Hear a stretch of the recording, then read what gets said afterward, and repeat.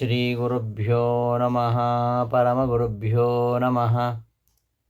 ಶ್ರೀಮದಾನಂದತೀರ್ಥಭಗವತ್ಪಾದಾಚಾರ್ಯಗುರುಭ್ಯೋ ನಮಃ.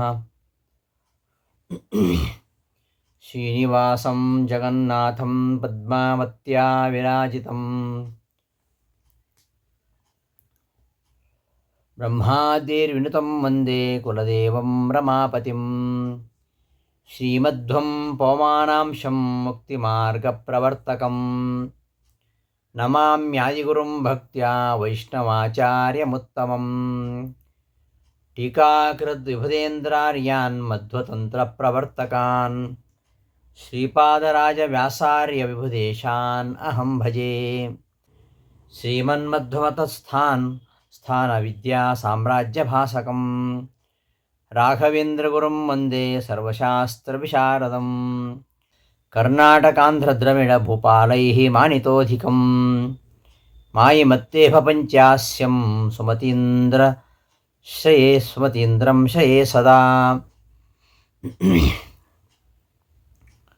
ಲಕ್ಷ್ಮೀನಾರಾಯಣಂ ವಂದೇ ಪೂರ್ಣಬೋಧಾನ್ ಗುರೂನಪಿ ಕುರ್ಮಃ ಶ್ರೀಕೃಷ್ಣಗೀತಾಯಾಃ ಭಾಷ್ಯಾದ್ಯುಕ್ತಾರ್ಥಸಂಗ್ರಹಂ.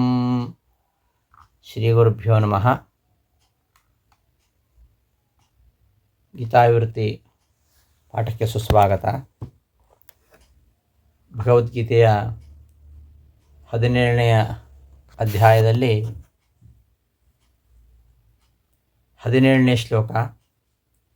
ಶ್ರದ್ಧಯಾ ಪರಯಾ ತಪ್ತಂ ತಪಸ್ತತ್ತ್ರಿವಿಧಂ ನರೈಃ ಅಫಲಾಕಾಂಕ್ಷಿಭಿರ್ಯುಕ್ತೈಃ ಸಾತ್ವಿಕಂ ಪರಿಚಕ್ಷತೆ. ಹಿಂದೆ ತಪಸ್ಸು ಶಾರೀರ ಮತ್ತು ವಾಂಗ್ಮಯ ಮತ್ತು ಮಾನಸ ತಪಸ್ಸು ಅಂತ ವಿಭಾಗ ಮಾಡಿ, ಈ ತಪಸ್ಸು ಸಾತ್ವಿಕ, ರಾಜಸ, ತಾಮಸ ಎಂಬುದಾಗಿ 3 ವಿಧವಾಗಿ ಇರುವುದನ್ನು ಇಲ್ಲಿ ಕೃಷ್ಣ ನಿರೂಪಣೆ ಮಾಡ್ತಾ ಇದ್ದಾನೆ. ಶ್ರದ್ಧೆಯ ಪರಯಾ ತಪ್ತಂ, ಉತ್ತಮ ಶ್ರದ್ಧೆಯಿಂದ ಯಾವುದೇ ಫಲವನ್ನು ಬಯಸದೆ, ಅಫಲಾಕಾಂಕ್ಷಿಭಿಃ ಯುಕ್ತೈಃ, ಫಲಾಪೇಕ್ಷೆಯನ್ನು ಮಾಡದೆ, ಯುಕ್ತೈಃ ಅಂದರೆ ಯೋಗಯುಕ್ತರು ಅಂತ. ಯೋಗ ಅಂದ್ರೇನು? ಪರಮಾತ್ಮನ ಸಂತುಷ್ಟನಾಗಲಿ ಎಂಬ ಅನುಸಂಧಾನದಿಂದ ಮಾಡುವುದು. ಅತ್ಯಂತ ಶ್ರದ್ಧೆಯಿಂದ ಅಫಲಾಕಾಂಕ್ಷಿಭಿಃ, ಫಲವನ್ನು ಬಯಸದೇ ಇರತಕ್ಕಂತಹ, ಯುಕ್ತೈಃ ನಾನು ಮಾಡುವ ಈ ಕಾರ್ಯದಿಂದ ಪರಮಾತ್ಮ ಸಂತುಷ್ಟನಾಗಲಿ ಎಂಬ ಅನುಸಂಧಾನ ಪೂರ್ವಕವಾಗಿ ತಪ್ತಂ ತಪಃ ಮಾಡಲ್ಪಟ್ಟಂತಹ ತಪಸ್ಸೇನಿದೆ ಅದನ್ನು ಸಾತ್ವಿಕ ಅಂತ ಹೇಳ್ತಾರೆ. ತತ್ ತಪಃ, ಆ ತಪಸ್ಸು ತ್ರಿವಿಧಂ 3 ರೀತಿಯಾಗಿದೆ. ನರೈಃ ತಪ್ತಂ ತಪಃ ತ್ರಿವಿಧಂ, ಜನರು ಮಾಡತಕ್ಕಂತಹ ತಪಸ್ಸು ತ್ರಿವಿಧಂ 3 ರೀತಿಯಾಗಿದೆ. ಪರಯಾ ಶ್ರದ್ಧೆಯ ಅಫಲಾಕಾಂಕ್ಷಿಭಿಃ ಯುಕ್ತೈಃ ತಪ್ತಂ ತಪಃ ಸಾತ್ವಿಕಂ ಪರಿಚಕ್ಷತೆ.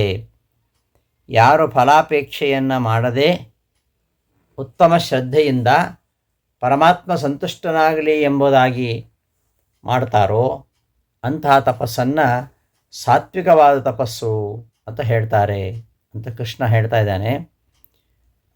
ವಿವೃತಿಯಲ್ಲಿ ರಾಯರು ವಿವರಿಸ್ತಾರೆ, ಇದಾನಿಂ ಸಾತ್ವಿಕಾದಿ ತಪೋಭೇದೇನ ಸಾತ್ವಿಕಾದಿ ಜೀವಭೇದಂ ಪ್ರತಿಜ್ಞಾಪೂರ್ವಮಾಹ. ಸಾತ್ವಿಕಾದಿ ತಪಸ್ಸಿನ ಭೇದವನ್ನು ಹೇಳುವ ಮೂಲಕವಾಗಿ ಸಾತ್ವಿಕಾದಿ ಜೀವರು 3 ರೀತಿಯಾಗಿದ್ದಾರೆ ಅಂತ ಹೇಳಿಕ್ಕೆ ಹೊರಟಿದ್ದಾನೆ. ಸಾತ್ವಿಕ ಜೀವರು ಯಾರು? ಸಾತ್ವಿಕ ತಪಸ್ಸನ್ನು ಆಚರಿಸುವವರು ಸಾತ್ವಿಕರು, ರಾಜಸ ತಪಸ್ಸನ್ನು ಆಚರಿಸುವವರು ರಾಜಸರು. ಈ ರೀತಿಯಾಗಿ ಸಾತ್ವಿಕಾದಿ ತಪೋಭೇದೇನ, ಸಾತ್ವಿಕ, ರಾಜಸ, ತಾಮಸ ಎಂಬ ತಪಸ್ಸಿನ ಒಂದು ಪ್ರಕಾರದಿಂದ ಭೇದದಿಂದ ಸಾತ್ವಿಕಾದಿ ಜೀವಭೇದಂ ಪ್ರತಿಜ್ಞಾಪೂರ್ವಂ, ಹಿಂದೆ ಹಾಗೆ ಪ್ರತಿಜ್ಞೆ ಮಾಡಿದ್ದು ಏನು? ಈ ಸಾತ್ವಿಕಾದಿ ಜೀವರ ಭೇದ, ಸಾತ್ವಿಕಾದಿ ಜೀವರ ಪ್ರಭೇದವನ್ನು ಹೇಳ್ತೇನೆ ಅಂತ ಆರಂಭದಲ್ಲಿ ಪ್ರತಿಜ್ಞೆ ಮಾಡಿದ್ದು. ಆ ಪ್ರತಿಜ್ಞೆ ಮಾಡಿದಂತೆ ಇಲ್ಲಿ ಸಾತ್ವಿಕಾದಿ ತಪಸ್ಸು ಯಾರು ಮಾಡ್ತಾರೋ ಅವರು ಸಾತ್ವಿಕಾದಿ ಜೀವರು ಅಂತ ಹೇಳ್ತಾ ಇದ್ದಾನೆ. ನರೈಹಿ ತಪ್ತಂ ಕೃತಂ, ನರೈಹಿ ತಪ್ತಂ ಮಾನವರಿಂದ ತಪ್ತಂ ಮಾಡಲ್ಪಡ್ತಕ್ಕಂತಹ ತಪಸ್ಸು ಎತ್ತು ಯಾವುದಿದೆ ತತ್ ತ್ರಿವಿಧಂ, ಅದು 3 ರೀತಿಯಾಗಿ ಇರುವಂಥದ್ದು. ಯುಕ್ತೈಹಿ ಭಗವಂತನಿಗೆ ಸಮರ್ಪಣ ಭಾವನೆಯಿಂದ ಮಾಡತಕ್ಕಂತಹ ತಪಸ್ಸು. ಯುಕ್ತೈಹಿ ಯೋಗದಿಂದ ಕೂಡಿದವರು. ಯೋಗ ಅಂದರೆ ಹಿಂದೆ ಬಂದಿದೆ. ಯೋಗ ಅಂದರೆ ಭಗವದ್ ಅರ್ಪಣ ಬುದ್ಧಿಯಿಂದ ಯಾವುದೇ ಫಲಾಪೇಕ್ಷೆ ಇಲ್ಲದೆ ವರ್ಣಾಶ್ರಮೋಚಿತವಾಗಿರತಕ್ಕಂತಹ ಕರ್ಮವನ್ನು ಅದನ್ನು ಭಗವಂತನಿಗೆ ಸಮರ್ಪಣೆ, ಭಗವಂತನ ಪ್ರೀತ್ಯರ್ಥವಾಗಿ ಮಾಡಿ ಭಗವಂತನಿಗೆ ಸಮರ್ಪಣೆ ಮಾಡುವಂಥದ್ದು ಯೋಗ. ಇದು ಉಳ್ಳವರು ಯುಕ್ತರು ಅಂತ. ಭಗವಂತನಿಗೆ ಸಮರ್ಪಣೆ ಮಾಡಬೇಕೆಂಬ ಭಾವನೆಯಿಂದ ಅಫಲಾಕಾಂಕ್ಷಿಭಿ ಫಲಾಪೇಕ್ಷೆ ಇಲ್ಲದವರಿಂದ ಯಾವುದು ತಪ್ತಂ ಮಾಡಲ್ಪಡ್ತದೋ ಅದು ಸಾತ್ವಿಕ ಅಂತ ಇದರರ್ಥ. ತತ್ಕಥಂ ಇತ್ಯಥಾಹ 3 ರೀತಿಯಾಗಿರುವಂಥದ್ದು ಹೇಗೆ ಅದು ಅಂದರೆ ಅಫಲಾಕಾಂಕ್ಷಿಭಿ ಯುಕ್ತೈಹಿ ಭಗವದರ್ಪಣಾದಿ ಯೋಗ, ಯುಕ್ತೈಹಿ ಭಗವದರ್ಪಣಾದಿ ಯೋಗ ಭಗವಂತನ ಸಮರ್ಪಣೆ ಮಾಡಬೇಕೆಂಬ ಭಾವನೆಯಿಂದ ಮಾಡತಕ್ಕಂಥವರು. ಅಂಥವರಿಂದ ಅಫಲಾಕಾಂಕ್ಷಿಭಿ ಫಲಾಪೇಕ್ಷೆ ಇಲ್ಲದೆ ಮಾಡಲ್ಪಡುವಂತಕ್ಕಂತಹ ತಪಸ್ಸು ಅದು ಸಾತ್ವಿಕ ಎಂಬುದಾಗಿ ಅನ್ನಿಸ್ತದೆ ಇತಿ ಅನುಸಜ್ಯತೆ.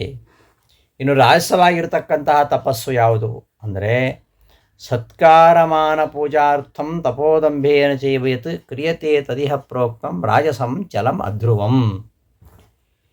ಫಲಾಪೇಕ್ಷೆ ಇಲ್ಲದೆ ಭಗವದ್ ಅರ್ಪಣ ಬುದ್ಧಿಯಿಂದ ಮಾಡುವಂಥದ್ದು ಸಾತ್ವಿಕ ತಪಸ್ಸಾದರೆ, ರಾಜಸ ತಪಸ್ಸಿನ ಸ್ವರೂಪ ಹೇಗೆ ಅಂದರೆ ಸತ್ಕಾರ ಮಾನ ಪೂಜಾರ್ಥಂ. ಕೆಲವು ಕರ್ಮಗಳನ್ನು ಮಾಡ್ತಾರೆ. ಯಾಕೆ ಮಾಡ್ತಾರೆ ಅಂದರೆ ತನಗೆ ಸಮಾಜದಲ್ಲಿ ಗೌರವ ಸಿಗಬೇಕು, ಸತ್ಕಾರ ಸಿಗಬೇಕು, ಮಾನ ಸಿಗಬೇಕು, ತನ್ನನ್ನು ಪ್ರಶಂಸೆ ಮಾಡಬೇಕು, ತನ್ನನ್ನು ಗೌರವಿಸಬೇಕು, ತನ್ನನ್ನು ಪೂಜಿಸಬೇಕು. ಇದಕ್ಕೋಸ್ಕರವಾಗಿ ಕೆಲವರು ತಪಸ್ಸನ್ನು ಮಾಡ್ತಾರೆ, ದುರಾಸೆಯಿಂದ ಮಾಡ್ತಾರೆ. ಮತ್ತು ದಂಭೇನ ಕಪಟತನದಿಂದ ಮಾಡ್ತಾರೆ. ಅಂತಹ ತಪಸ್ಸೇನಿದೆ ಅದು ರಾಜಸ. ಅದು ಯಾವತ್ತೂ ಅನಿಷ್ಟ ಫಲವನ್ನೇ ನೀಡ್ತಕ್ಕಂಥದ್ದು. ಚಲಂ ಅಧ್ರುವಂ, ಅದು ಅನಿತ್ಯ ಫಲವನ್ನು ನೀಡ್ತದೆ. ಫಲವನ್ನು ನೀಡಲೇಬೇಕೆಂತ ನಿಯಮವೂ ಇಲ್ಲ. ಚಲಂ ಅದು ಛಲ ಅಂದ್ರೇನು, ಅದು ಯಾವತ್ತೂ ಫಲವನ್ನು ಕೊಡದೇ ಇರ್ಬೋದು. ಅಧ್ರುವಂ ಫಲವನ್ನು ನೀಡಲೇಬೇಕಂತ ಏನಿಲ್ಲ ಅಂತ ಈ ಶ್ಲೋಕದ ಅಭಿಪ್ರಾಯ. ಇದರ ಅರ್ಥವನ್ನು ರಾಯರು ನಿರೂಪಿಸ್ತಾರೆ. ಸತ್ಕಾರಮಾನ ಪೂಜಾರ್ಥಂ. ಸತ್ಕಾರ ಅಂದ್ರೇನು? ಸತ್ಕಾರೋ ಮನಸ ಆದರಃ, ಮನಸ್ಸಿನಿಂದ ಮಾಡತಕ್ಕಂತಹ ಆದರ, ಇದಕ್ಕೆ ಸತ್ಕಾರ ಅಂತ ಹೇಳೋದು. ಸತ್ಕಾರ ಮನಸ ಆದರಃ. ಅದರ ಮಾನೋ ವಾಚಾ ಪ್ರಶಂಸಾ. ಮಾನ ಅಂದರೆ ಮಾತಿನಿಂದ ಪ್ರಶಂಸೆ ಮಾಡೋದು, ಹೊಗಳುದು. ಹೊಗಳಿಗೋಸ್ಕರವಾಗಿ ಕೆಲವರು ಇಂತಹ ಕೆಲಸಗಳನ್ನು ಮಾಡ್ತಾರೆ. ಮತ್ತು ಪೂಜಾ ಅಂದರೆ ಅರ್ಚನೆ. ಇದಕ್ಕೋಸ್ಕರವಾಗಿ ಅವರೇನು ಮಾಡ್ತಾರೆ? ಕಪಟತನದಿಂದ, ಏತದರ್ಥಂ ದಂಭೇನ ಚ, ಇದಕ್ಕೋಸ್ಕರವಾಗಿ ಕಪಟತನದಿಂದ ಅವರು ಆತ್ಮನಃ ಮಹತ್ವ ಪ್ರದರ್ಶನಾರ್ಥಂ, ತನ್ನ ಮಹತ್ವವನ್ನು ತೋರಿಸಬೇಕು, ಅದಕ್ಕೋಸ್ಕರವಾಗಿ ಮಾಡ್ತಕ್ಕಂತಹ ಯತ್ತಪಃ ಕ್ರಿಯತೆ, ಯಾವ ತಪಸ್ಸು ಮಾಡಲ್ಪಡ್ತದೋ ತತ್ತಪಃ, ಆ ತಪಸ್ಸು ಇಹಲೋಕೆ, ಈ ಲೋಕದಲ್ಲಿ ರಾಜಸಂ ಪ್ರೋಕ್ತಂ, ರಾಜಸವಾದ ತಪಸ್ಸು ಅಂತ ಅದು ಹೇಳಲ್ಪಟ್ಟಿದೆ. ಚಲಂ ಅಂದರೆ ಚಲನ ಹೇತು, ಚಲನೆಯ ಕಾರಣ. ಏನು ಚಲನೆಯ ಕಾರಣ ಅಂದರೆ ಪಾತಭಯೇನ ಚಲನ ಹೇತು. ಎಲ್ಲಿ ಇಂತಹ ಕಾರ್ಯವನ್ನು ಮಾಡಿ ನಾನು ಪತಿತನಾಗ್ತೇನೋ ಅಂತ ಭಯ, ಆ ಭಯದಿಂದಾಗಿ ಅದು ಚಲನೆಯ ಕಾರಣವಾಗುತ್ತೆ. ಅಧ್ರುವಂ ಅಂದರೆ ಕ್ಷಯಿಷ್ಣು, ಅಂದರೆ ನಾಶವಾಗುವಂಥದ್ದು, ಶಾಶ್ವತವಾದ್ದಲ್ಲ. ಇದರ ಫಲ ಅನ್ನೋದು ಶಾಶ್ವತವಾದ್ದಲ್ಲ. ಇದು ರಾಜಸರಿಗೆ ಪ್ರಿಯವಾಗತಕ್ಕಂತಹ ರಾಜಸ ತಪಸ್ಸು.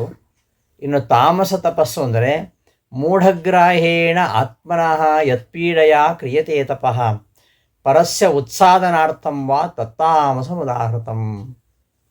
ಮೂಢಗ್ರಾಹೇಣ ಅವಿವೇಕದಿಂದ ಆತ್ಮನಃ ಯತ್ ಪೀಡೆಯ, ತನಗೆ ತಪಸ್ಸು ಮಾಡಲಿಕ್ಕೆ ಆಗಲ್ಲ, ಆದರೂ ಕೂಡ ತನ್ನನ್ನು ಹಿಂಸೆ ಮಾಡಿಕೊಂಡು ತಪಸ್ಸು ಮಾಡೋದು.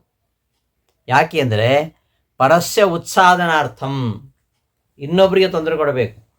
ಅವ ತಪಸ್ಸು ಮಾಡೋದು ಯಾಕೆ ಅಂದರೆ ಇನ್ನೊಬ್ಬರಿಗೆ ತೊಂದರೆ ಕೊಡಲಿಕ್ಕೆ ಮಾಡ್ತಕ್ಕಂತಹ ತಪಸ್ಸು. ಅಂತಹ ತಪಸ್ಸು ತಾಮಸವಾದ ತಪಸ್ಸು. ಹೇಳ್ತಾರೆ, ತನ್ನ ಎರಡೂ ಕಣ್ಣು ಹೋದರೂ ಪರವಾಗಿಲ್ಲ, ಇನ್ನೊಬ್ಬರಿಂದ ಒಂದು ಕಣ್ಣು ಹೋಗ್ತದೆ ಅಂತಾದರೆ ಅವ ತನ್ನ ಎರಡೂ ಕಣ್ಣುಗಳನ್ನು ಕಳ್ಕೊಳ್ಳಿಕ್ಕೆ ತಯಾರಿದ್ದಾನೆ. ತನ್ನ ಕಣ್ಣು ಹೋಗ್ತದೆ ಅಂತ ಅವನಿಗಿಲ್ಲ. ತಾನು ಕಷ್ಟ ಆದರೂ ಪೀಡೆಯ, ತನಗೆ ಪೀಡೆ ಆದರೂ ಪರವಾಗಿಲ್ಲ, ತನ್ನ ತೊಂದರೆ ಆದರೂ ಪರವಾಗಿಲ್ಲ, ಅವ ಅವಿವೇಕದಿಂದ ದುರಾಗ್ರಹದಿಂದ ಅವ ಏನು ಮಾಡ್ತಾನೆ, ಹಿಂಸೆ ಮಾಡ್ತಾನೆ. ತನಗೂ ಹಿಂಸೆ ಮಾಡಿಕೊಡ್ತಾನೆ, ತನಗೆ ಹಿಂಸೆ ಮಾಡಿಕೊಳ್ಳುವ ಮೂಲಕವಾಗಿ ಶತ್ರುಗಳಿಗೂ ಹಿಂಸೆ ಮಾಡುತ್ತಾನೆ. ಅದಕ್ಕೋಸ್ಕರವಾಗಿ ಮಾಡ್ತಕ್ಕಂತಹ ತಪಸ್ಸು ಅದು ತಾಮಸವಾಗಿರತಕ್ಕಂತಹ ತಪಸ್ಸು. ಮೂಢಗ್ರಾಹೇಣ, ಮೂಢಗ್ರಾಹೇಣ ಅಂದರೆ ಅವಿವೇಕ ದುರಾಗ್ರಹೇಣ, ಅವಿವೇಕದಿಂದ ಉಂಟಾಗತಕ್ಕಂಥ ದುರಾಗ್ರಹದಿಂದ ಆತ್ಮನಃ ಪೀಡೆಯ, ತನಗೆ ತಾನೇ ಹಿಂಸೆಯನ್ನು ಮಾಡಿಕೊಂಡು ಪರಸ್ಯ ಉತ್ಸಾದನಾರ್ಥಂ, ಇನ್ನೊಬ್ಬರನ್ನು ನಾಶ ಮಾಡಲಿಕ್ಕೋಸ್ಕರವಾಗಿ ಯತ್ ಕ್ರಿಯತೆ, ಯತ್ ತಪಃ ಕ್ರಿಯತೆ, ಯಾವ ತಪಸ್ಸು ಮಾಡಲ್ಪಡ್ತದೋ ತತ್ ತಪಃ ತಾಮಸಂ ಉದಾಹೃತಂ, ಅದು ತಾಮಸವಾಗಿರತಕ್ಕಂತಹ ತಪಸ್ಸು ಅಂತ ಪರಿಗಣಿಸಲ್ಪಡುತ್ತದೆ ಎಂಬುದಾಗಿ ಕೃಷ್ಣ 3 ರೀತಿಯಾಗಿರತಕ್ಕಂತಹ ತಪಸ್ಸುಗಳನ್ನು ಹೇಳಿ ಇನ್ನು ಮುಂದೆ 3 ರೀತಿಯಾಗಿರತಕ್ಕಂತಹ ದಾನಗಳ ಬಗ್ಗೆ ಹೇಳ್ತಾನೆ. ಸಾತ್ವಿಕವಾದ ದಾನ, ರಾಜಸವಾದ ದಾನ, ತಾಮಸವಾದಂತಹ ದಾನ. ದಾನ ಸಾತ್ವಿಕವಾಗಿರತಕ್ಕಂತಹ ದಾನ ಅಂದರೆ ಯಾವುದು ಅಂದರೆ ದಾತವ್ಯಮಿತಿ ಯದ್ದಾನಂ ದೀಯತೆ ಅನುಪಕಾರಿಣೆ ದೇಶೇ ಕಾಲೇ ಚ ಪಾತ್ರೇ ಚ ತದ್ದಾನಂ ಸಾತ್ವಿಕಂ ಸ್ಮೃತಂ. ದಾನ ಮಾಡೋದು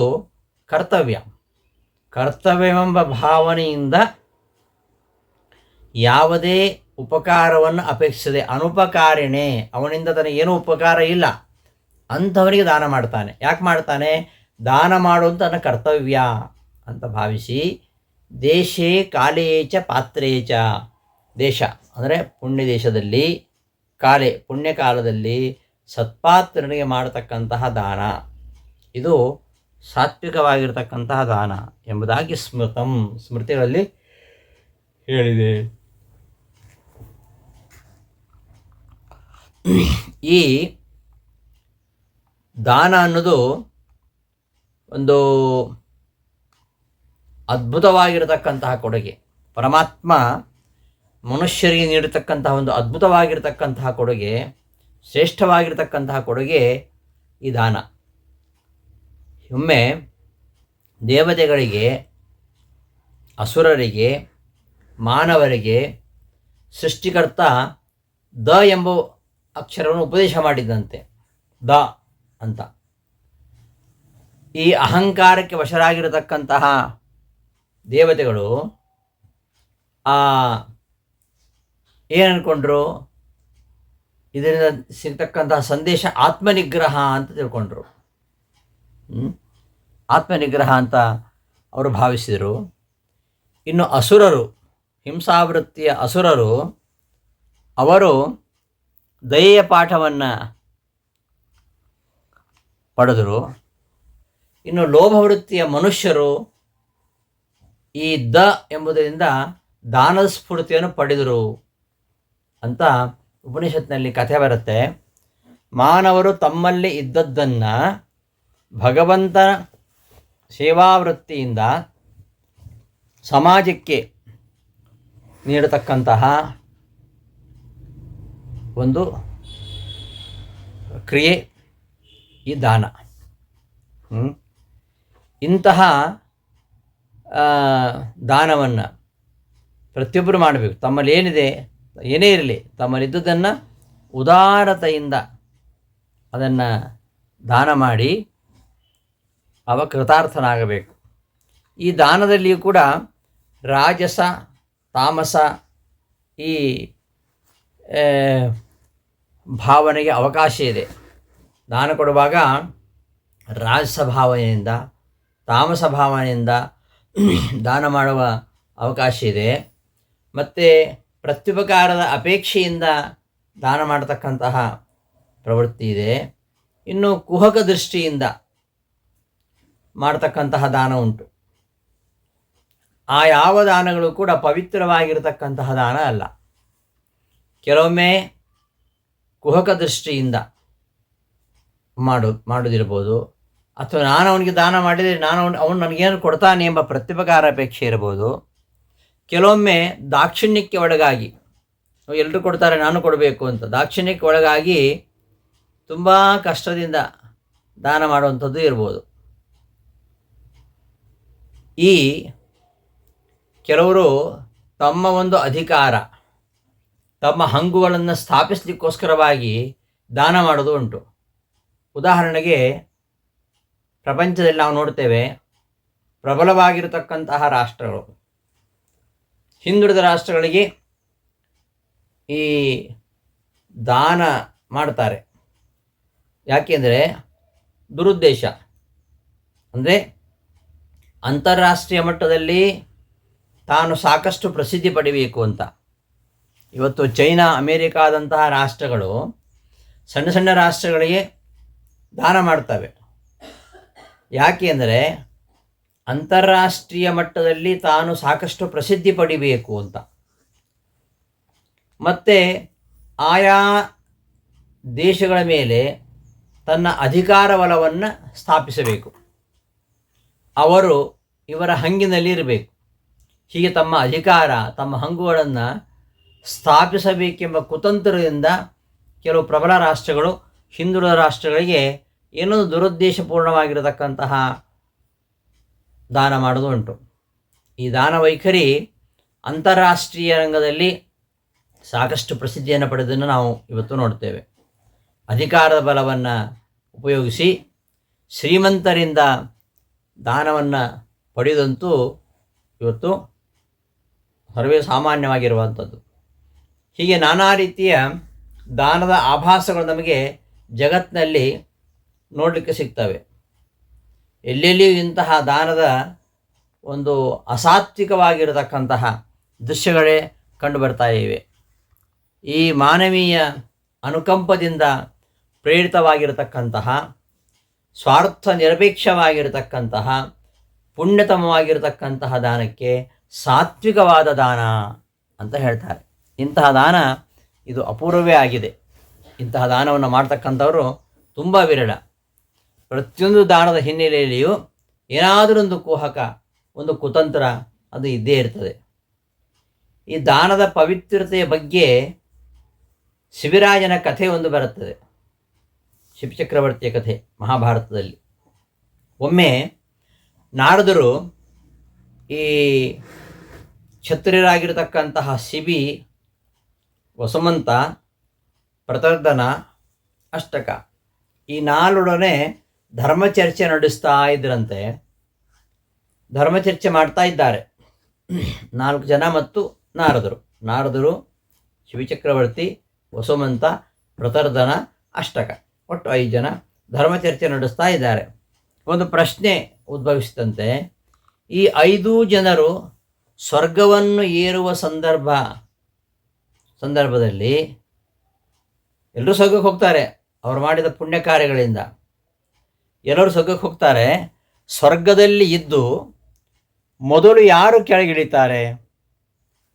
ಗಳಿಸಿದ ಪುಣ್ಯ ಅದು ಕ್ಷೀಣವಾದ ಮೇಲೆ ಕ್ಷೀಣೇ ಪುಣ್ಯೆ ಮರ್ತ್ಯಲೋಕಂ ವಿಶಂತಿ, ಮತ್ತೆ ಈ ಭೂಲೋಕಕ್ಕೆ ಇಳಿತಾನೆ ಮನುಷ್ಯ. ಈ 5 ಜನರಲ್ಲಿ ಯಾರು ಮೊದಲು ಇಳಿತಾರೆ? ಕೆಳಗಿಳಿಯೋ ಪ್ರಸಂಗ. ಕಡಿಮೆ ಪುಣ್ಯ ಇದ್ದವರು ಬೇಗ ಇಳಿತಾರೆ, ಮೊಟ್ಟ ಮೊದಲು ಯಾರು ಇಳಿತಾರೆ ಅನ್ನೋ ಪ್ರಶ್ನೆ ಬಂತಂತೆ. ಆಗ ನಾರದರು ಹೇಳಿದ್ರಂತೆ, ಅಷ್ಟಕನೇ ಮೊದಲು ಕೆಳಗಿಳಿತಾನೆ ಅಂತ. ಯಾಕೆ? 5 ಜನರು ಕೂಡ ಪುಣ್ಯ ಗಳಿಸಿ ಸ್ವರ್ಗಕ್ಕೆ ಹೋಗ್ತಾರೆ. ಇವರಲ್ಲಿ ಯಾರು ಸ್ವರ್ಗದಿಂದ ಕೆಳಗಿಳಿತಾರೆ ಅಂತಂದರೆ ಮೊದಲು ಕೆಳಗಿಳುವಂಥದ್ದು ಅಷ್ಟಕ ಅಂತ. ಯಾಕೆ ಅಂದರೆ ಅಷ್ಟಕ ಸಾಕಷ್ಟು ದಾನ ಮಾಡಿ ಕೀರ್ತಿ ಗಳಿಸಿದ್ದಾನೆ. ಆದರೆ ನಾನು ಒಮ್ಮೆ ಆತ್ಮದೊಡನೆ ಸಂಚಾರ ಮಾಡ್ತಾ ಇದ್ದಾಗ ಒಂದು ಕಡೆ 100 ಗೋವುಗಳನ್ನು ನೋಡಿ ಇವು ಯಾರವು ಅಂತ ನಾನು ಕೇಳಿದೆ. ನಾರದರು ಹೇಳ್ತಾ ಇದ್ದಾರೆ, ನಾನು ಕೇಳಿದೆ. ಆಗ ಅವ ಹೇಳಿದ, ನಾನು ಬ್ರಾಹ್ಮಣರಿಗೆ ದಾನ ಮಾಡಿದ ಗೋವುಗಳಿವು ಅಂತ ಹೆಮ್ಮೆಯಿಂದ ನುಡಿದಂತೆ. ಎಲ್ಲ ಹಸುಗಳನ್ನು ನಾನು ದಾನ ಮಾಡಿದ್ದು ಅಂತ ಹೆಮ್ಮೆಯಿಂದ ಹೇಳ್ಕೊಂಡಂತೆ. ಆ ದಾನ ಜೊತೆಗೆ ಈ ಒಂದು ಅಹಂಭಾವ, ಹೆಗ್ಗಳಿಕೆ ಇವುಗಳು ಬೆರೆತಿರೋದ್ರಿಂದ ಅವನೇ ಮೊದಲು ಕೆಳಗಿಳಿತಾನೆ ಅಂತ ನಾರದರು ಹೇಳಿದ್ರಂತೆ. ಸರಿ, ಮೊದಲು ಕೆಳಗಿಳಿತಕ್ಕಂಥವನು ಅಷ್ಟಕ. ಇನ್ನು ಆಮೇಲೆ ಯಾರು ಪುಣ್ಯ ಕಡಿಮೆ ಆಗಿ ಕೆಳಗಿಳಿತಾರೆ ಅಂತಂದರೆ ಪ್ರತರ್ಧನನ ಕೆಳಗಿಳಿತಾನೆ ಅಂತ ನಾರದರು ಹೇಳಿದ್ರಂತೆ. ಯಾಕೆ ಅಂದರೆ ಪ್ರತರ್ಧನ ಒಮ್ಮೆ ರಥದಲ್ಲಿ ಸಂಚಾರ ಮಾಡ್ತಾ ಇದ್ದಾಗ ಬ್ರಾಹ್ಮಣನೊಬ್ಬ ಬಂದು ಅವನಲ್ಲಿ ದಾನ ಬೇಡ್ತಾನೆ. ಮತ್ತೆ ಕೊಡುವೆ ಅಂತ ಹೇಳಿದರು, ಈಗಲೇ ಕೊಡಬೇಕು ಅಂತ ಆ ಬ್ರಾಹ್ಮಣ ಅವಸರ ಪಡಿಸ್ತಾನೆ. ಆಗ ಅವ ತನ್ನ ರಥದ ಒಂದು ಕುದುರೆಯನ್ನು ಅಲ್ಲಿಯೇ ನೀಡ್ತಾನೆ. ಹೀಗೆ ಒತ್ತಾಯಪಡಿಸಿ ಬೇಡಿದವನಿಗೆ ಕೊಟ್ಟ ದಾನ, ಸ್ವಇಚ್ಛೆಯಿಂದ ಕೊಟ್ಟದ್ದಲ್ಲ. ಆ ಬ್ರಾಹ್ಮಣ ಕೊಡಲೇಬೇಕು ಅಂತ ಒತ್ತಾಯ ಮಾಡಿದ್ದರಿಂದಾಗಿ ಅವನ ಒತ್ತಾಯಕ್ಕೆ ಮಣಿದು ಅವನು ತನ್ನ ರಥದ ಒಂದು ಕುದುರೆಯನ್ನು ಅಲ್ಲಿ ನೀಡ್ತಾನೆ. ಹೀಗೆ ಒತ್ತಾಯಪಡಿಸಿ ಬೇಡಿದಂತಹ ಇನ್ನು ಬೇರೆ ಸಾಧು ಸಂತರಿಗೆ ತನ್ನ ರಥದ ಒಂದೊಂದು ಭಾಗವನ್ನು ನೀಡ್ತಾ ರಥದ ಎಲ್ಲ ಭಾಗವನ್ನು ಕೊಟ್ಟು ಕೈ ಮುಗಿಬಿಡ್ತಾನಂತೆ. ಇನ್ನು ಇವನಿಗೆ ಬೇಡಲಿಕ್ಕೆ ಏನೂ ಇಲ್ಲ, ಎಲ್ಲ ಕಳ್ಕೊಂಡಾಗಿದೆ, ಇನ್ನೇನೂ ಇಲ್ಲ ಅವನ ಹತ್ರ. ಯಾರ ಹತ್ರ? ಪ್ರತರ್ಧನ ಹತ್ರ ಇನ್ನೇನೂ ಇಲ್ಲ, ಎಲ್ಲ ಕೊಟ್ಟು ಮುಗಿಸಿದ. ತನ್ನಲ್ಲಿ ಬೇಡಲಿಕ್ಕೆ ಏನೂ ಇಲ್ಲ ಅಂತ ಅವರನ್ನು ಅಣಕಿಸಿ ಆ ಸಂದರ್ಭದಲ್ಲಿ ಮಾತಾಡಿದಂತೆ ಪ್ರತರ್ಧನ. ಇಷ್ಟು ಉದಾರವಾಗಿ ನಿರ್ಲೋಭದಿಂದ ದಾನ ಮಾಡಿದರೂ ಕೂಡ ಅದರ ಜೊತೆಗೆ ಈ ಕೊಂಕು ನುಡಿ ಆಡಿದ್ದರಿಂದಾಗಿ ಪ್ರತರ್ಧನ ಕೆಳಗಿಳಿತಾನೆ ಅಂತ ನಾರದರು ಸಮರ್ಥಿಸಿದಂತೆ. ಸರಿ, ಅಷ್ಟಕ ಆಯಿತು, ಪ್ರತರ್ಧನ ಆಯಿತು. ಇನ್ನು ಮುಂದೆ ಯಾರು ಕೆಳಗಿಳಿತಾರೆ ಅಂದರೆ ಆಮೇಲೆ ಕೆಳಗಿಡತಕ್ಕಂಥ ಸರದಿ ಅದು ವಸುಮಂತನದ್ದು ಅಂತ ನಾರದರು ಹೇಳ್ತಾರೆ. ಯಾಕೆ ಅಂದರೆ ಈ ವಸುಮಂತ ಈ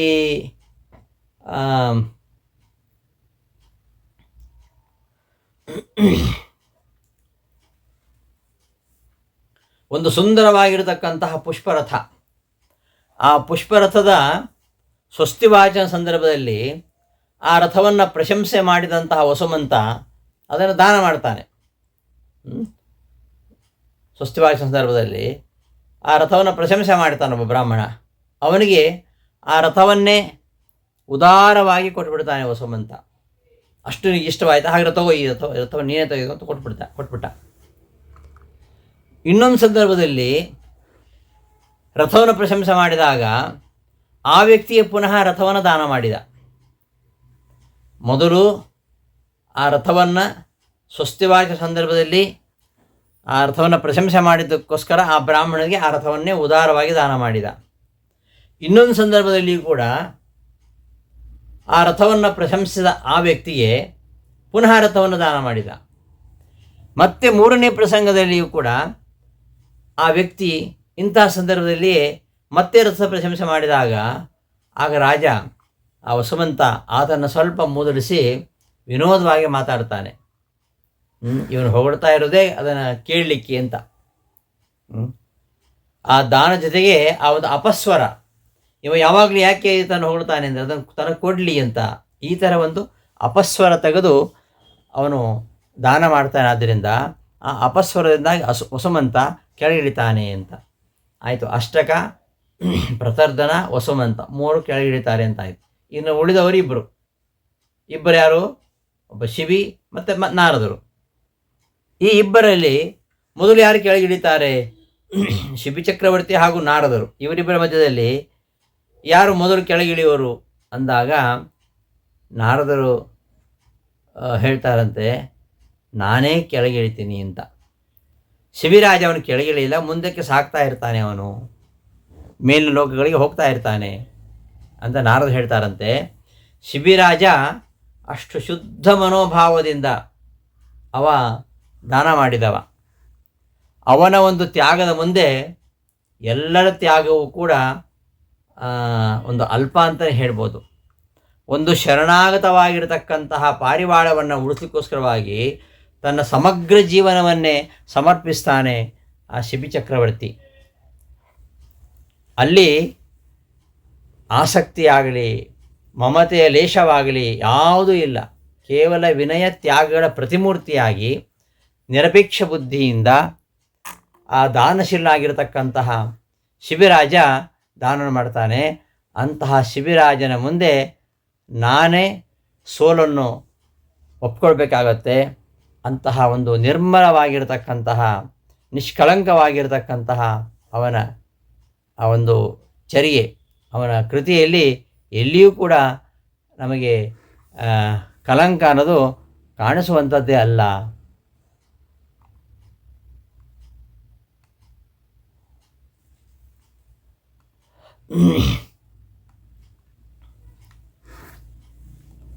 ಹೀಗೆ ನಾರದರು ಶಿಬಿರಾಜನ ತ್ಯಾಗವನ್ನು ಮುಕ್ತಕಂಠದಿಂದ ಪ್ರಶಂಸೆ ಮಾಡ್ತಾರೆ.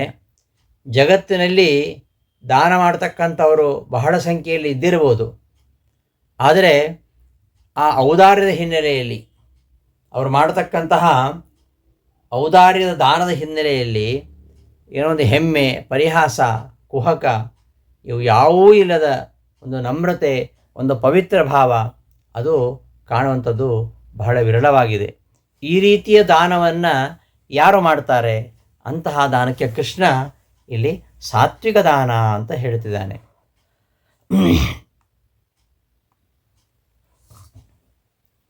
ದಾತವ್ಯ ಮಿತಿ ಯದ್ದಾನಂ, ಕೊಡೋದು ನನ್ನ ಕರ್ತವ್ಯ. ಅವನು ಹಾಗೆ ನನ್ನ ಕರ್ತವ್ಯ ನಾನು ಕೊಡ್ತಾ ಇದ್ದೇನೆ ಎಂಬುದಾಗಿ ಶಿಬಿ ಚಕ್ರವರ್ತಿ ಅಲ್ಲಿ ಹೇಳ್ತಾನೆ. ಯಾವ ಒಂದು ಪ್ರತಿಫಲಾಪೇಕ್ಷೆಯಿಂದ ನಾನು ದಾನ ಮಾಡ್ತಾ ಇಲ್ಲ, ದಾನ ಮಾಡಬೇಕು ಎಂಬ ಕರ್ತವ್ಯದಿಂದ ನಾನು ಮಾಡ್ತಾ ಇದ್ದೇನೆ.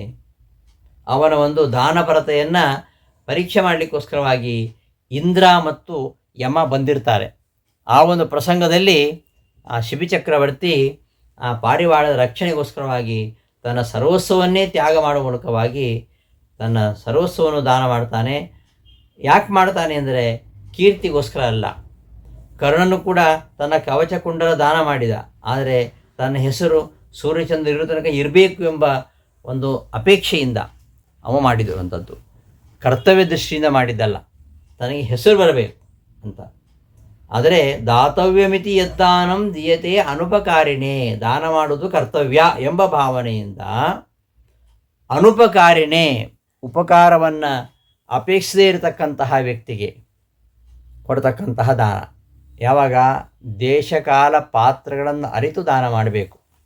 ಯಾವ ದೇಶದಲ್ಲಿ ಯಾವುದನ್ನು ದಾನ ಮಾಡಬೇಕು, ಯಾವ ಕಾಲದಲ್ಲಿ ಯಾವುದನ್ನು ದಾನ ಮಾಡಬೇಕು, ಅದನ್ನು ಅರಿತುಕೊಂಡು ಮಾಡಬೇಕು. ಚಳಿಗಾಲದ ಪ್ರದೇಶ, ಚಳಿಗಾಲದ ಚಳಿ ಪ್ರದೇಶಗಳಲ್ಲಿ ಅಲ್ಲಿ ಈ ಬೀಸಣಿಕೆ ದಾನ ಮಾಡೋದು, ಫ್ಯಾನ್ ದಾನ ಮಾಡೋದು ಅದವರಿಗೆ ಉಪಯೋಗವೇ ಆಗೋದಿಲ್ಲ. ಯಾವ ದೇಶದಲ್ಲಿರುವವರಿಗೆ ಯಾವುದು ಉಪಯುಕ್ತವೋ ಅದನ್ನು ದಾನ ಮಾಡಬೇಕು. ಮತ್ತು ಕಾಲದಲ್ಲಿ ಯಾವ ಕಾಲದಲ್ಲಿ ದಾನ ಮಾಡಬೇಕು?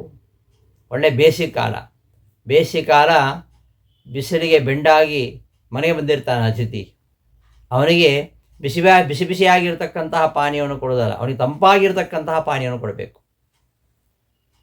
ಆ ಕಾಲವನ್ನು ನೋಡಿಕೊಂಡು, ಆಯಾ ಕಾಲಗಳನ್ನು ನೋಡಿಕೊಂಡು, ಆಯಾ ದೇಶ ಆಯಾ ಕಾಲಗಳಲ್ಲಿ ಅದು ಬಹಳ ಮುಖ್ಯ. ಮತ್ತು ಪಾತ್ರೇಚ, ಸತ್ಪಾತ್ರನೇ ಕೊಡಬೇಕು.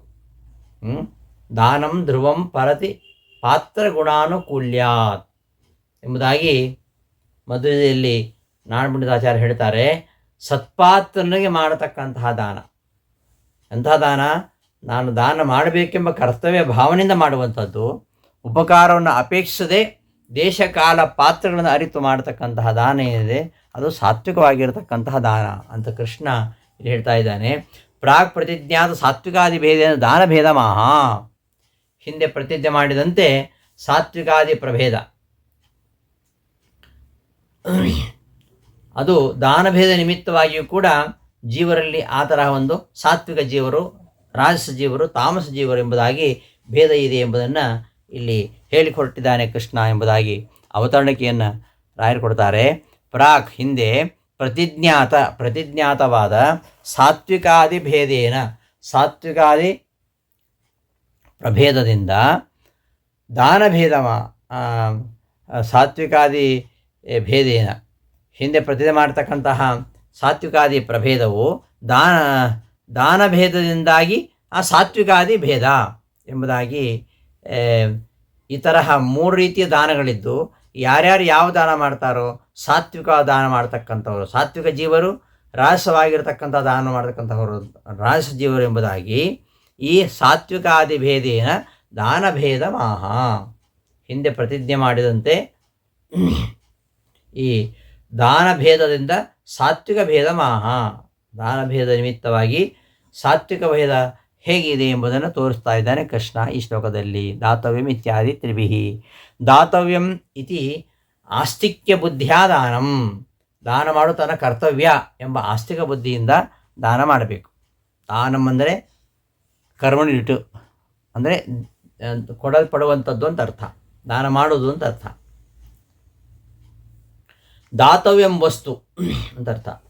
ದಾನಂ ಅಂದರೆ ದಾತವ್ಯಂ ವಸ್ತು.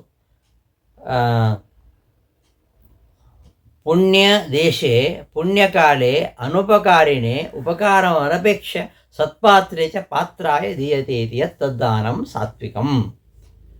ದಾತವ್ಯಂ ವಸ್ತು ಕೊಡಬೇಕಾಗಿರತಕ್ಕಂಥ ವಸ್ತು ಅದು ಪುಣ್ಯ ದೇಶದಲ್ಲಿ ಪುಣ್ಯಕಾಲದಲ್ಲಿ ಯಾರೆಂದರೂ ಉಪಕಾರವನ್ನು ಬಯಸದೆ ಯಾರು ನಮಗೆ ಉಪಕಾರ ಮಾಡೋದಿಲ್ಲೋ ಅಂತಹ ಅನುಪಕಾರಿಗೆ ಉಪಕಾರ ಅನಪೇಕ್ಷ ಅಂತ ಅರ್ಥ. ಉಪಕಾರವನ್ನು ಅಪೇಕ್ಷಿಸದೆ ಸತ್ಪಾತ್ರನಲ್ಲಿ ಪಾತ್ರಾಯ ದೀಯತೆ ಕೊಡಲ್ಪಡುತ್ತದೆ ಅಂತಾದರೆ ಇತಿಯತ್ ಯಾವ ತದ್ದಾನಂ ಆ ದಾನ ಇದೆ ಅದು ಸಾತ್ವಿಕವಾಗಿರತಕ್ಕಂತಹ ದಾನ. ಇನ್ನು ರಾಜಸವಾಗಿರತಕ್ಕಂತಹ ದಾನ ಅಂದರೆ ಯಾವುದು ಅಂದರೆ ಯತ್ತು ಪ್ರತ್ಯುಪಕಾರಾರ್ಥಂ ಫಲಮುದ್ದಿಶ್ಯವಾ ಪುನಃ ದೀಯತೆ ಚ ಪರಿಕ್ಲಿಷ್ಟಂ ತದ್ರಾಜಸ ಮುದಾಹೃತಂ. ರಾಜಸವಾಗಿರತಕ್ಕಂತಹ ದಾನ ಯಾವುದು ಅಂದರೆ ಪ್ರತ್ಯುಪಕಾರಾರ್ಥಂ ವಾ ಫಲಮುದ್ದಿಶ್ಯ ಯತ್ತು ದೀಯತೆ ಪರಿಕ್ಲಿಷ್ಟಂ ತದ್ ರಾಜಸಂ.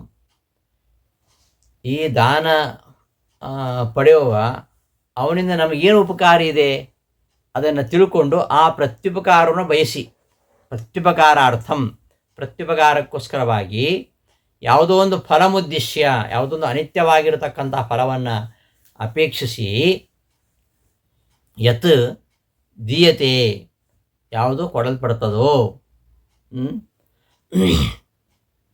ಅದೆಲ್ಲ ರಾಜಸ. ಪರಿಕ್ಲಿಷ್ಟಂ ದೀಯತೆ. ಪರಿಕ್ಲಿಷ್ಟ ಅಂದರೆ ಅನ್ಯಾಯಾರ್ಜಿತಂ ದ್ರವ್ಯಂ ಅಂತ ಬರುತ್ತಾರೆ. ಅನ್ಯಾಯದಿಂದ ಗಳಿಸಿದ ವಸ್ತು, ಅನ್ಯಾಯದಿಂದ ಗಳಿಸಿದ ವಸ್ತುವನ್ನು ತುಂಬ ದಾನ ಮಾಡ್ತಾರೆ. ಯಾಕೆ? ಆ ಪಾಪ ಪರಿಹಾರ ಮಾಡಿಕೊಡ್ಬೇಕು ಅಂತ. ತುಂಬ ಬ್ಲಾಕ್ ಮನಿ ಮಾಡಿಬಿಟ್ಟಿರ್ತಾರೆ. ಅದರ ಪರಿಹಾರಕ್ಕೋಸ್ಕರವಾಗಿ ಅವರು ದಾನಾದಿಗಳನ್ನು ಮಾಡ್ತಾರೆ. ಅದೆಲ್ಲ ರಾಜಸದಾನ. ಟ್ಯಾಕ್ಸ್ ಹೋಗಬಾರ್ದು ಅಂಥೇಳಿ ಸಂಘ ಸಂಸ್ಥೆಗಳಿಗೆ ದಾನ ಮಾಡ್ತಾರೆ ನೋಡಿ, ಅದು ಒಂದು ರೀತಿಯ ಪರಿಕ್ಲಿಷ್ಟವೇ. ತನ್ನ ಕರದ ಮೂಲಕವಾಗಿ ತನ್ನ ಹಣ ಹೋಗಬಾರ್ದು, ಅದನ್ನೇ ದಾನ ಮಾಡಿದರೆ ಪುಣ್ಯ ಬರ್ತದೆ ಅಂತ. ಸರ್ಕಾರಕ್ಕೆ ಟ್ಯಾಕ್ಸ್ ಕಟ್ಟಿದರೆ ಪುಣ್ಯ ಬರ್ತದೆ, ಅದೇ ಸಂಘ ಸಂಸ್ಥೆಗೆ ಕೊಟ್ಟರೆ ಪುಣ್ಯ ಬರುತ್ತೆ. ATG ಇದರಲ್ಲಿ ದಾನ ಮಾಡ್ತಾರೆ ಇವರು. ಯಾಕೆಂದರೆ ಟ್ಯಾಕ್ಸಿಂದ ವಿನಾಯಿತಿ ಸಿಗ್ತದೆ ಅಂತ ಹೇಳಿ. ಹಾಗೆ ಈ ಅನಿತ್ಯ ಫಲ, ಇದು ಅನಿತ್ಯವಾದ ಫಲ. ಎಷ್ಟೋ ಟ್ಯಾಕ್ಸ್ ಹೋಗ್ತಾ ಇತ್ತು, ದಾನ ಕೊಟ್ಟಿದ್ದರೆ ಸ್ವಲ್ಪ ಟ್ಯಾಕ್ಸ್ ಕಡಿಮೆ ಆಯಿತು. ಇಂತಹ ಅನಿತ್ಯ ಫಲವನ್ನು ಅಪೇಕ್ಷಿಸಿ ಮಾಡುವಂಥದ್ದು. ಮತ್ತು ಅನ್ಯಾಯದಿಂದ ಸಾಕಷ್ಟು ಗಳಿಸಿಬಿಟ್ಟಿರ್ತಾರೆ, ಅದರ ಪಾಪ ತೊಳ್ಕೊಳ್ಬೇಕಲ್ಲ, ಅದರ ಪಾಪ ತೊಳ್ಕೊಳ್ಳೋಕ್ಕೋಸ್ಕರವಾಗಿ ಒಂದಿಷ್ಟು ದಾನ ಮಾಡೋದು, ಅದು ಪರಿಕ್ಲಿಷ್ಟಂ. ಅಂತಹ ದಾನ ಏನಿದೆ ಅದು ರಾಜಸವಾಗಿರತಕ್ಕಂತಹ ದಾನ. ಪರಿಕ್ಲಿಷ್ಟಂ ಅನ್ಯಾಯಾರ್ಜಿತಂ ದ್ರವ್ಯಂ, ನ್ಯಾಯ ಮಾರ್ಗದಿಂದ ಸಂಪಾದಿಸಿದಲ್ಲ, ವಾಮ ಮಾರ್ಗದಿಂದ ಗಳಿಸತಕ್ಕಂತಹ ಸಂಪತ್ತು, ಅದನ್ನು ಇದು ದೀಯತೆ. ಯಾರಿಗೆ? ಪ್ರತ್ಯುಪಕಾರಿಣೆ, ಪ್ರತ್ಯುಪಕಾರವನ್ನು ಬಯಸಿ ಅಂಥವನಿಗೆ ಕೊಡಲ್ಪಟ್ಟರೆ ಅಂತಹ ದಾನವು ಅದು ರಾಸವಾಗಿರತಕ್ಕಂತಹ ದಾನ ಅಂತ ಈ ಶ್ಲೋಕದ ಅಭಿಪ್ರಾಯ. ವಿಶೇಷ ಏನಿಲ್ಲ ಇಲ್ಲಿ. ಇನ್ನು ತಾಮಸ ದಾನ ಯಾವುದು ಅಂದರೆ ಅದೇಶಕಾಲೇ ಯದ್ದಾನಂ ಅಪಾತ್ರೇಭ್ಯಶ್ಚ ದೀಯತೆ ಅಸತ್ಕೃತಂ ಅವಜ್ಞಾತಂ ತತ್ತಾಮಸಮುದಾಹೃತಂ. ದೇಶಕಾಲಗಳನ್ನು ಅರಿಯದೆ ಅಶುಚಿಯಾಗಿರತಕ್ಕಂತಹ ದೇಶದಲ್ಲಿ, ಅಶುಚಿಯಾಗಿರತಕ್ಕಂತಹ ಸಂದರ್ಭದಲ್ಲಿ, ಅಶುಚಿ ದೇಶಕಾಲಗಳಲ್ಲಿ ಅಪಾತ್ರರಿಗೆ ನೀಡತಕ್ಕಂತಹ ದಾನ ಅದೇಶಕಾಲೇ.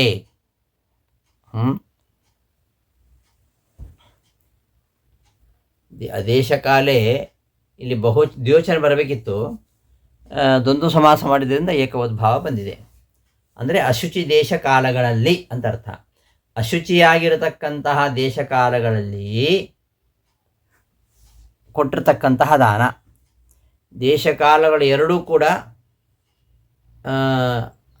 ಪವಿತ್ರವಲ್ಲ. ಅಂತಹ ಪವಿತ್ರವಲ್ಲದ ದೇಶಕಾಲಗಳಲ್ಲಿ ಮಾಡ್ತಕ್ಕಂತಹ ಅಸತ್ಕೃತಂ, ನಮಸ್ಕಾರಾದಿ ಸತ್ಕಾರ್ಯಗಳಿಲ್ಲದೆ ಮಾಡುವಂಥದ್ದು. ಅವಜ್ಞಾತಂ, ಅಪಮಾನ ಸಹಿತವಾಗಿ ದಾನ ಮಾಡೋದು. ಅಲ್ಲಿ ನಮಸ್ಕಾರ ಇಲ್ಲ, ದಾನ ಕೊಡಬೇಕಾದ್ರೆ ನಮಸ್ಕಾರ ಇಲ್ಲ. ಅಸತ್ಕೃತಂ, ಸತ್ಕಾರವಿಲ್ಲದೆ ಮಾಡ್ತಕ್ಕಂತಹ ದಾನ. ಅವಜ್ಞಾತಂ, ಅಪಮಾನ ಸಹಿತವಾಗಿರತಕ್ಕಂತಹ ದಾನ, ಕೊಡುವಾಗ ಅವಮಾನ ಮಾಡಿ ಕೊಡೋದು. ಮತ್ತು ಅಪಾತ್ರರಿಗೆ ನೀಡುವಂಥದ್ದು. ಯೋಗ್ಯರಿಗೆ ದಾನ ಮಾಡಬೇಕು, ಅಪಾತ್ರರಿಗೆ ದಾನ ಮಾಡಬಾರ್ದು, ಅದು ವ್ಯರ್ಥ ಆಗ್ತದೆ. ದಾನಕ್ಕೆ ಯಾರು ಯೋಗ್ಯರು ಅವರನ್ನು ಹುಡುಕಿ ಅಂಥವರಿಗೆ ದಾನ ಮಾಡಬೇಕು. ಇದು ದೇಶಕಾಲ ಪಾತ್ರಗಳನ್ನು ಅರಿತು ಮಾಡುವಂಥದ್ದು.